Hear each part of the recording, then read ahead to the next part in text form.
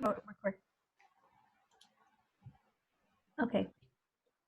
Hey guys, so today we're jumping back into our Impasto painting lecture. I'm going to review what we talked about last class, and I will show you the Impasto painting technique. So if you remember last class, in your sketchbook, you filled out this chart and you filled out the portions of what I know and what I want to know about Impasto painting. After this lecture, we're going to go back to the what I learned about Impasto painting. So impasto painting is basically a technique where paint is thickly applied on a surface. And we went over our three terms, which were post-impressionism, local color, and texture.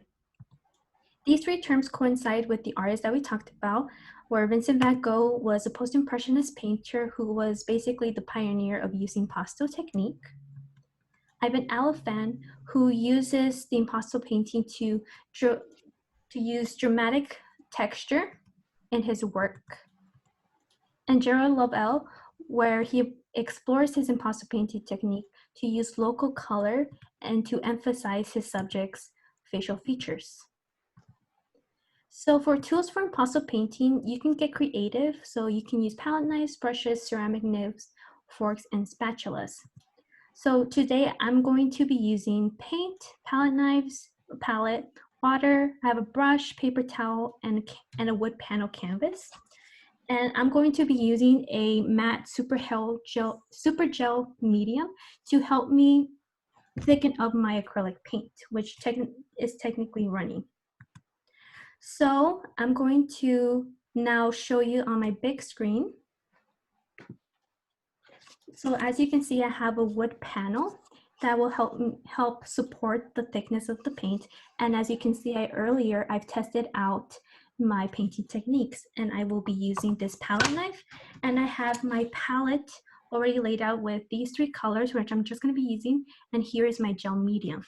So right now I'm going to take my gel medium and then just mix in my paint with it. So it's just, so the whiteness of the gel medium is just going to blend in and just basically make more paint. And since it's kind of matte, the paint will naturally go matte when it dries up. So right now I'm scooping up like a good amount of paint, as you can see here. And I'm gonna scoop up just a little bit of another color so I could have to explore different types of colors. So I'm gonna show you here.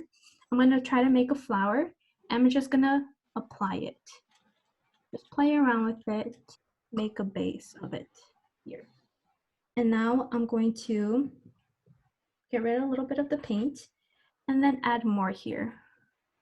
So basically with my palette knife, I'm just going towards it. I'm applying and playing around with the texture. So I could do a little bit of swerves here. I could do line work. So you can see where the impressions of my paint is going.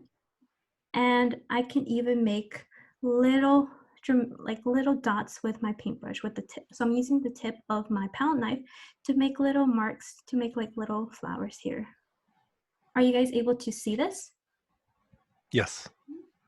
Any questions so far? No, it looks cool. No. I understand. Yeah. So it's really cool. So you don't really have to mix the paint on the palette. You could, so the beauty about impasto painting is you can like mix it on the palette or just mix it directly on the canvas, or on this case, my wood panel. So it's like basically you're basically sculpting around, you're making the texture. You can like remove it, scrape it out, so it kind of gives like a cool like residue when I'm scraping it, making this technique, doing imprints in it. So you're basically taking advantage of the features of the knife. So I'm using like the flat surface of it, or the big surface, and utilizing the pointness of the palette knife to make smaller marks or make big strokes. So far, so good? Yeah. So basically that is what the impasto painting technique. Usually it works better with oil painting, since the paint is naturally thick, but in this case, I was able to get help with my gel medium. So now I'm going to go back to my PowerPoint presentation. And I also laid out the step-by-steps here. So to wrap up the whole thing, can you guys tell me what impasto painting is?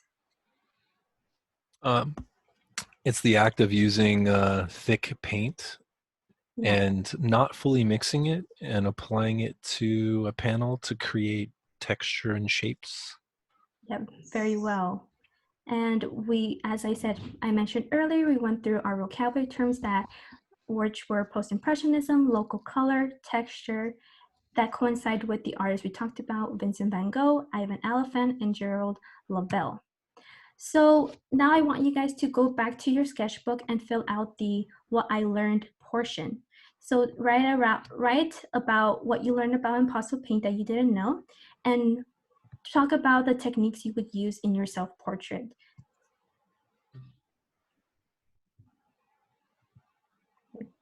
So now for next class, I want you guys to, for homework, I want you guys to set up a still life.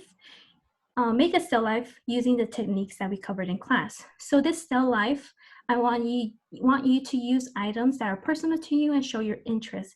Since you're at home, you can find a comfortable place to set up your still life that can be undisturbed. It could be inside or outside, whichever you like.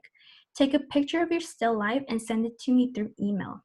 So by using the Impasto technique, this will help you prepare for your painting techniques for your final project. And any questions so far? Miss Sanchez, Yes? I don't have paint at home. Oh, that's a very good question. So for those of you who don't have access to paint or don't have paint at all, you can use collage paper. I think I'll give you the option to make a creative tool, so you can put like your pencil on a stick, or your pencil on like a string, and then roll it around. But as I mentioned earlier about texture is not just limited to paint, but it can be through materials. So you can make a still life, or you can make a drawing or artwork by using the materials you have at home. So you can make a portrait or something with pencils or your erasers, or even magazines or old homework. So you can like rip up, and if you have colored pencils, just like color it in. So you can be creative. But through your email, you could send me the tools that you have, and we can talk more through email if you want. Thank you. Yeah, but good question.